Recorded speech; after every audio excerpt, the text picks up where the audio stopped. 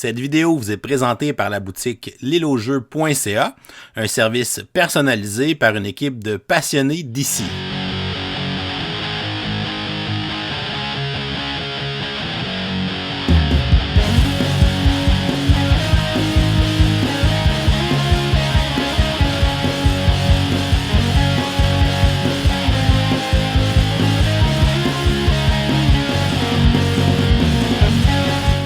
Salut les gamers, bienvenue à Professeur Board Game, je m'appelle David. Aujourd'hui à Board Game 101, je vous présente le jeu Fairy Ring. C'est un jeu qui a été édité en 2024 par Repos Productions et qui est distribué au Canada par Asmodée Canada.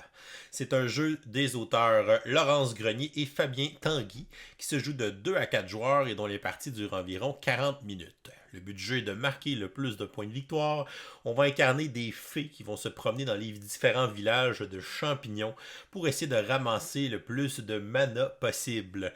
C'est un jeu de draft de cartes style Sushigo ou Seven Wonders. Donc on va avoir une main de carte, on va sélectionner une carte, tout le monde en même temps, puis après ça on va jouer cette carte-là. La carte va nous permettre de se construire un tableau de cartes devant nous, qui est notre village de champignons. Chaque champignon va avoir des effets de scoring différents. Et on va avoir un aspect aussi de déplacement, donc les champignons de chaque joueur. Donc le village de chaque joueur va former le plateau. Donc on va se déplacer de case en case, dans le fond, sur les cartes de champignons des villages de tous les joueurs pour pouvoir se promener. Et l'endroit où on va terminer notre déplacement va aussi déterminer le champignon qui va s'activer. Soit un de nos champignons si c'est notre village, soit un champignon adverse si c'est nos adversaires, mais on peut aussi activer un des nôtres si on en a un de la même couleur que celui qu'on active chez un adversaire. Fait que bref, c'est un jeu qui a quand même des belles petites interactions à l'intérieur pour un petit jeu de draft et de construction de tableau. Alors, Fairy Ring, je vous montre comment je joue, ensuite je vous dis ce que j'en pense. Et comme on est lundi, on vous donne une question de jour pour participer à notre concours de lundi pour le mois de décembre 2024, dans lequel vous pourrez gagner le jeu Veil of Eternity. On va essayer une partie pour 3 joueurs. Premièrement, on va séparer les cartes champignons par niveau. On a les cartes niveau 0, les cartes niveau 1 et les cartes niveau 2. Comme on joue à 3 joueurs, on va retirer les cartes niveau 1 et niveau 2 qui est inscrit 4 joueurs dans le bas et on va les retourner dans la boîte de jeu. On va ensuite former une réserve avec les jetons de mana de valeur 1 et de valeur 5 et on va aller placer 3 cartes objectifs au hasard au centre de la table. Les cartes objectifs sont des règles optionnelles, mais je vous suggère de les inclure dès vos premières parties. Chaque joueur va se choisir une couleur et recevoir son plateau joueur, son pion fée, ses marqueurs d'objectifs ainsi que sa roulette de score à sa couleur. On va placer notre roulette sur la valeur 0 pour commencer la partie et ensuite on va la retourner face cachée. Donc nos points de victoire seront cachés de nos adversaires durant la partie. Les joueurs vont prendre une carte de niveau 0 aléatoire et vont la révéler et la placer au centre de leur plateau joueur et vont aller placer leur pion de fée sur cette carte. On peut remettre à chaque joueur une carte aide de jeu et on va déterminer un premier joueur au hasard et lui remettre la tuile premier joueur. Une partie de Fairy Ring se joue en 2 manches qui vont durer 6 tours de jeu chacune. À chaque tour de jeu, les joueurs vont sélectionner une carte dans leur main de carte qu'ils vont conserver et placer devant eux dans leur plateau joueur. Par la suite, à tour de rôle, les joueurs vont révéler la carte qu'ils ont choisie, vont la placer dans leur village de champignons, soit pour faire grandir un champignon déjà existant ou pour commencer un nouveau champignon à sa droite ou à sa gauche. Les cartes champignons jouées vont aussi nous donner un certain nombre de points de déplacement, donc on va déplacer nos fées de ce nombre d'espaces en tournant parmi les villages des joueurs dans le sens horaire. Donc chaque emplacement de champignon va compter comme une case de déplacement. Si on termine notre déplacement sur une carte champignon dans notre village, à ce moment-là, on va activer l'essai de ce champignon et gagner des points de mana. Si jamais on termine sur le champignon dans le village d'un autre joueur, à ce moment-là, ce joueur va activer ce champignon et gagner des points de mana. Et le joueur qui vient de terminer son déplacement, s'il a un champignon de la même couleur dans son village, il va pouvoir lui aussi l'activer et gagner des points de mana. Lorsqu'un joueur accumule 20 points de mana, il va les transformer pour gagner un point de victoire qu'il va enregistrer sur sa roulette de score. Et on va continuer à alterner les tours de jeu. On va jouer 6 tours de jeu avec les cartes niveau 1 et 6 tours de jeu avec les cartes niveau 2 dans la deuxième manche. Et pendant la partie, les joueurs vont tenter d'accomplir les cartes objectifs pour gagner un point de victoire par objectif accompli. À la fin des 2 manches, le joueur qui aura accumulé le plus de points de victoire sur sa roulette sera déclaré vainqueur. Au début de la première manche, chaque joueur va recevoir une main de 7 cartes niveau 1. Une manche dure un total de 6 tours de jeu et chaque tour de jeu se sépare en 3 phases. La première phase est le choix de la carte. De façon simultanée, les joueurs vont consulter les cartes dans leurs mains et vont choisir une carte qu'ils vont réserver pour eux et vont la placer dans leur emplacement sous leur plateau personnel et vont ensuite placer le reste de leur main de cartes dans l'emplacement qui vont ensuite passer au prochain joueur. Donc chaque joueur va sélectionner sa carte en même temps sans la révéler et on va ensuite procéder à la deuxième phase lorsque tous les joueurs auront effectué leur choix de carte pour ce tour. On passe ensuite à la deuxième phase qui est la phase de résolution et c'est une phase qui va se jouer à tour de rôle en commençant par le premier joueur, c'est-à-dire le joueur qui est la tuile, premier joueur, donc notre joueur rouge. Il va tout d'abord révéler la carte champignon qu'il a choisie et il va la construire dans son village. Si c'est une carte champignon de la même couleur qu'un champignon qu'il possède déjà, à ce moment-là, il peut la placer par-dessus pour augmenter l'étage du champignon. Un champignon peut aller jusqu'à 4 étages. Mais on voit qu'il a choisi un champignon orange et il n'en avait pas dans son village, donc il doit construire un nouveau champignon. Il devra donc placer cette carte soit à la gauche de toutes ses cartes ou à la droite de toutes ses cartes. Disons que je vais le placer à cet endroit-là. Par la suite, il va déplacer son pion fée d'un certain nombre de cases qui est indiqué dans le coin de la carte de champignon qu'il vient de construire. Donc ici, on voit qu'il devra se déplacer de 5 cases et les fées se déplacent toujours en sens horaire. Et ce qui constitue les cases du plateau sont les cartes de champignons des villages de tous les joueurs. On est obligé de faire tous nos points de déplacement. Donc ici, je dois déplacer ma fée de 5 cases en suivant le sens horaire. Donc ici, 1, 2, 3, 4 et 5. Je termine mon déplacement sur mon champignon orange. Si on termine notre déplacement sur un champignon qui est dans notre village, à ce moment-là, on va activer l'effet de ce champignon. Donc le champignon orange, selon la hauteur de ce champignon, je vais gagner un certain nombre de points de mana. Donc ici, pour un étage, je vais gagner 3 points de mana que je vais aller prendre dans la réserve et que je vais mettre dans ma zone de jeu. Et cela va mettre fin au tour du joueur rouge. On va donc passer au tour du joueur jaune qui va révéler sa carte champignon. C'est un champignon jaune.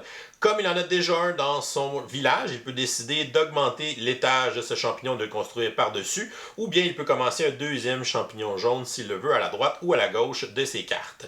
Mais il va décider d'augmenter l'étage de son champignon. Donc c'est donc maintenant un champignon à 2 étages. Donc l'effet va s'activer 2 fois lorsqu'on va l'activer. La taille maximum qu'un champignon peut atteindre est de 4 cartes de hauteur.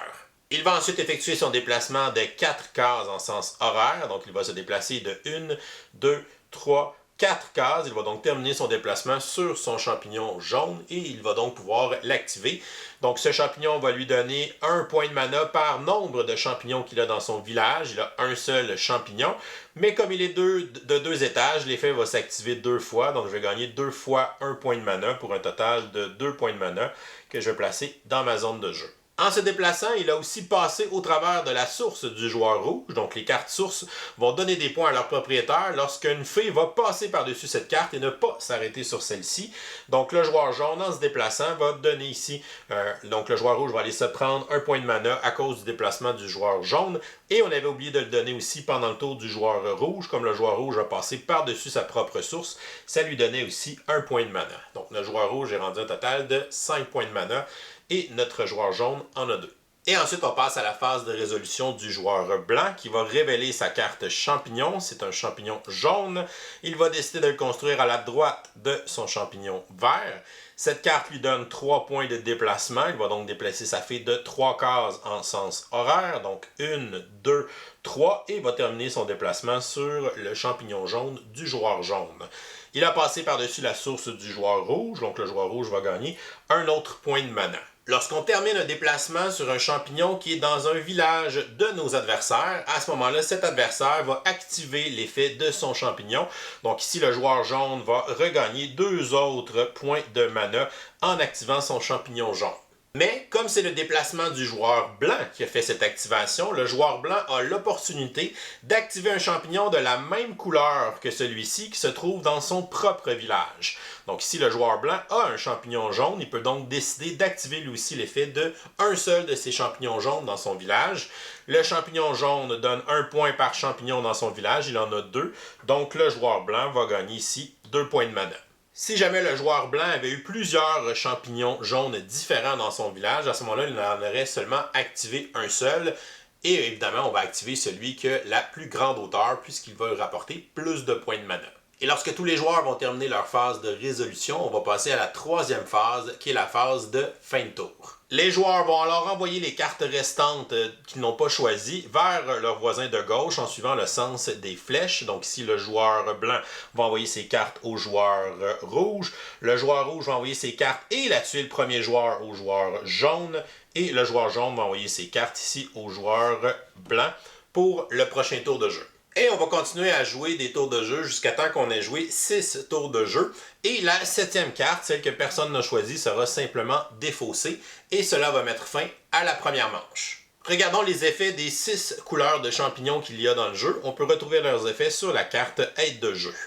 Donc le champignon jaune, comme on a déjà vu, va donner 1 point par champignon qu'on a dans notre village. Donc ici, si le joueur rouge tombe sur ce champignon, il gagnerait 6 points puisqu'il a 6 champignons dans son village. Pour le champignon vert, si on termine sur celui-ci, on va gagner 1 point par luciole visible sur les cartes champignons de notre village.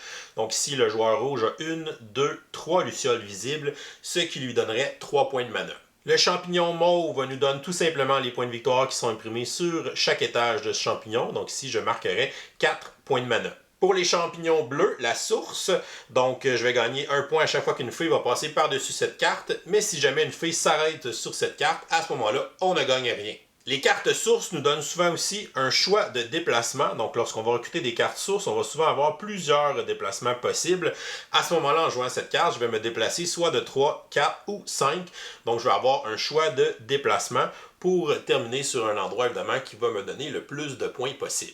Le champignon orange va donner des points de victoire selon le nombre d'étages du champignon. Ici, j'ai 2 étages, ça me donnerait 8 points de mana. Et finalement, le champignon rose va me donner 1 point par déplacement que je viens d'effectuer. Donc, si je pars d'ici et que je fais un déplacement de 5 cases, 1, 2, 3, 4, 5, et que je termine mon déplacement sur le champignon rose, je vais gagner 5 points puisque je viens de faire un déplacement de 5 cases. Vous avez vu que tous les effets des champignons vont nous donner des points de mana et non des points de victoire. Donc les joueurs vont accumuler des points de mana et lorsqu'ils vont atteindre 20 points de mana au total, on va défausser 20 points de mana et on va transformer ça en 1 point de victoire. Donc à ce moment-là, je vais tourner ma roulette sur le 1 et je vais garder cette information cachée de mes adversaires.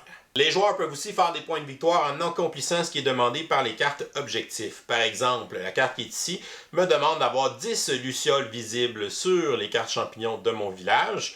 Celle-ci me demande d'avoir 2 champignons qui ont une hauteur de 4. Et cette carte objectif me demande d'avoir 6 champignons différents dans mon village. Le joueur rouge a réussi à accomplir cette carte puisqu'il a 6 champignons de couleurs différentes. Il va donc prendre un de ses marqueurs objectifs et le placer sur cette carte objectif pour dire qu'il l'a accompli. Lorsqu'on accomplit un objectif, on va scorer 1 point de victoire. Donc si j'avancerai ma roulette sur le 2 et je vais cacher cette information de mes adversaires. Chaque joueur peut compléter chaque carte objectif une fois maximum. Et une fois la première manche terminée, on va aller préparer la deuxième manche. Donc on va prendre le paquet de cartes de niveau 2 et on va donner à chaque joueur une main de 7 cartes pour commencer la deuxième manche. Et on va jouer encore une fois 6 tours de jeu. Donc la 7e carte sera simplement défaussée. Et à la fin de la deuxième manche, on va passer au décompte final des points. Et le joueur qui aura enregistré le plus de points sur sa roulette de score sera déclaré vainqueur. Si jamais on a une égalité, c'est le joueur à ce moment-là qui a le plus de mana restant qui va départager l'égalité. Sinon, ce sera une victoire partagée. Et voilà, c'est comme ça qu'on joue à Fairy Ring. Je vous reviens avec mon opinion personnelle. Qu'est-ce que je pense du jeu Fairy Ring? Premièrement, on va regarder les côtés positifs. J'ai beaucoup aimé la direction artistique du jeu. Un jeu qui est très coloré, donc on voit il y a des belles couleurs sur les cartes, les illustrations. L'iconographie aussi est assez claire sur les cartes de champignons. Donc on a oui l'aide de jeu si on veut apprendre au début comment ça fonctionne, mais après ça, juste le symbole sur chaque sorte de champignon, on comprend bien comment il va nous donner des points de mana, puis comment on pourra éventuellement convertir ça en points. Fait que l'iconographie est bien faite. Aussi, on a bien pensé aux gens qui sont daltoniens puis qui auraient plus de misère avec les couleurs de champignons. Fait que les champignons ont aussi des formes différentes. Puis avec le symbole de scoring, on peut aussi les reconnaître assez facilement. Fait que ça, c'est quand même très bien. Pour le matériel, j'aime beaucoup aussi les petits standees en acrylique qui représentent les fées. Donc encore une fois, ils sont bien colorés avec le côté transparent. Je trouve que ça fait une belle pièce de jeu qui se promène sur le plateau pour essayer de marquer des points. C'est un jeu qui est très simple en règles, donc ça s'apprend facilement. Le livre de règles, genre 3 pages et demie, donc il n'y a pas beaucoup de règles à lire. C'est quand même facile à apprendre comme système, à prendre en main. Avec l'aide de jeu au début, c'est amplement, puis c'est à peu près tout ce qu'on a besoin pour commencer à jouer. C'est de savoir un peu les effets de scoring des champignons. Puis après ça, on comprend facilement le système de déplacement. C'est quelque chose que j'aime dans le jeu parce que souvent un tableau building, c'est des jeux un peu solitaires, donc chacun construit son affaire devant lui, puis souvent t'enchaînes des combos dans ton tout propre tableau, puis ça fait des chaînages. Mais là, le tableau de chaque joueur, dans le fond, représente une partie du plateau sur lequel on se promène. Fait que ça, je trouve que c'est une twist intéressante. Donc, ce que je construis va avoir un impact sur les autres joueurs aussi. Si je mets ma carte à gauche ou à droite, ben ça se peut que le déplacement du joueur après, il tombe pas à l'endroit où il avait planifié, puis il va peut-être justement tomber à un endroit qui est mieux pour moi. Fait que essayer aussi de deviner ce que les adversaires vont tenter de faire. Je sais que les cartes que j'ai envoyées à l'autre joueur, il y a un des champignons, dans le fond, qui est de sa couleur. Fait que qui veut essayer de bâtir un champignon qui est d'un niveau élevé de cette couleur-là. Est-ce qu'il va être tenté de le prendre? Parce que s'il construit par-dessus une carte, à ce moment-là, il ne change pas les données pour moi sur le nombre de cases que je vais me déplacer. Alors que s'il construit un nouveau champignon, ben là, à gauche ou à droite de ses cartes, ben là, moi, ça va peut-être justement mettre des bâtons dans les roues à mon déplacement. Moi, si j'ai planifié me déplacer de 5 pour activer un petit champignon chez un adversaire, mais qui va activer un gros champignon sur mon tableau. Puis là, lui, en plaçant un champignon devant, mais ça fait que j'arrête une case avant, puis là, j'arrête sur son gros champignon à lui, puis là, moi, j'ai même pas de champignon de cette couleur-là. Fait que finalement, j'ai donné plein de points. Fait que cette petite game-là de guessing, que ce que les autres vont faire qui s'installe, qui peut être aussi très intéressante, ça met un petit thrill, mais ça ajoute aussi un aspect prise de risque dans le jeu, peut-être qui va un peu moins plaire à certaines personnes. Si on joue pas à 4 joueurs, j'aime bien que les cartes qu'on enlève sont déjà prédéterminées. Dans le fond, on va enlever une carte de chaque couleur. Ça fait que les statistiques des différents champignons vont rester les mêmes. Ça, je trouve ça intéressant que de juste enlever un certain nombre de cartes aléatoirement qui pourraient un peu débalancer une certaine couleur qui va être plus présente versus d'autres qui vont l'être moins. Fait qu'ils ont quand même bien pensé à ça. Donc le scaling est vraiment bon pour le nombre de joueurs. C'est un jeu qui a un très bon tempo aussi. Donc ça joue rapidement. Les tours de jeu s'enchaînent bien. Une partie va durer à peu près 45 peut-être 60 minutes là, dans les premières parties, mais c'est un jeu qui se joue quand même très rapidement, et ce, même à 4 joueurs. C'est bien aussi que les points de victoire restent cachés, parce qu'à un moment donné, on ne sait plus trop qui lead. Fait que là, on essaye de balancer un petit peu les moves qu'on fait pour essayer justement de donner le moins de points à chaque adversaire. Alors que si on sait qui lead, ben des fois, ça serait plus simple. On pourrait des fois faire un move qui va donner plein de points à un autre, puis on sait que c'est pas grave parce que c'est pas lui qui lead. Fait que je trouve le fait que ça soit caché, ça reste justement un peu plus mystérieux, puis on sait jamais trop qui est en avance. Parce que là, à un moment donné, à chaque fois que quelqu'un fait 20 mana, ben là, il transforme ça en points, mais là, les points, on les voit pas, on sait pas qui est à combien. Fait que ça met aussi un petit mystère, un petit thrill sur la fin de la partie. Quoi, à la fin de la game, on est rendu au décompte final, puis là, tout le monde flippe sa roue, puis là, oh, on voit qui a fait le plus de points dans la partie. Fait que je trouve que ça fait une belle finale là, pour nos games. Fait que ça, c'est intéressant. Les cartes objectifs, comme j'ai dit dans la vidéo, même si c'est une règle optionnelle ou une variante, en fait, là, ben, incluez ça dès vos premières parties. Ça rajoute encore une fois quelque chose qu'on peut viser à faire pendant la partie, qui va quand même nous récompenser par des points de victoire directement, ce qui est quand même très intéressant dans ce jeu-là. Puis c'est un jeu, évidemment, que les effets de combo sont le fun, puis ça donne un feeling good là, quand justement on réussit à avoir un gros champignon à 4 étages, puis là, on réussit à l'activer, puis là on fait comme des points de mana, puis on fait un point de victoire directement, ou bien qu'on a justement un gros champignon à 4 étages, puis là je réussis à tomber sur un champignon de 1 étage d'un joueur, mais qui est de la même couleur que mon gros champignon, puis là je l'active encore une fois 2 tours de suite. Fait qu'il y a vraiment ce feeling-là là, de sentiment d'accomplissement de nos combos. Fait qu'on peut construire des choses qui sont vraiment le fun à l'intérieur du jeu. Puis on peut aussi se diversifier, parce que si je fais un chemin qui est plus long, ben là, il y a plus de chances que mes adversaires arrêtent sur mes champignons. Versus que si j'ai juste 2-3 champignons mais qui sont élevés, ben souvent ils vont passer par-dessus mon village. Fait que là, ils activent moins mes affaires. Fait qu'il y a vraiment des stratégies différentes à faire selon ce qui se passe dans la partie. Fait que ça, c'est vraiment un petit jeu très intéressant à ce niveau-là. Pour les côtés négatifs, c'est un jeu qui n'a pas de mode solo. Donc, si vous êtes quelqu'un qui aime beaucoup jouer avec des variantes solo, il n'y en a pas officiellement dans le jeu. Peut-être qu'il en existe sur Internet ou sur Board Game Geek. Je n'ai pas vérifié à ce niveau-là. C'est un jeu aussi que côté matériel, la qualité des cartes elle est quand même faible, donc c'est pas des cartes de grande qualité. Donc c'est un jeu qui pourrait peut-être valoir la peine d'être sleevé pour protéger nos petites cartes pour pas qu'elles se maganent. Et c'est un jeu que j'aime tellement le système de jeu que j'en aurais pris juste plus. Donc, on a 6 sortes de champignons, mais on sait qu'à chaque partie, les 6 sortes de champignons qui sont là. Donc, j'aurais aimé ça d'avoir peut-être, je sais pas, 10 ou 12 sortes de champignons, mais qu'au final, on en choisit 6 pour la partie. Donc, d'avoir justement des mélanges qu'on peut changer d'une game à l'autre, d'avoir un peu plus de variété au niveau des sortes de champignons pour moduler le nombre de sortes qu'on met dans une partie. Je trouve que c'est quelque chose qui aurait été intéressant. Peut-être que c'est ça qui va arriver lorsqu'il va y avoir des extensions, si jamais il y en a. Mais c'est quelque chose que je verrais bien là, être mis de l'avant là, dans ce style de jeu-là.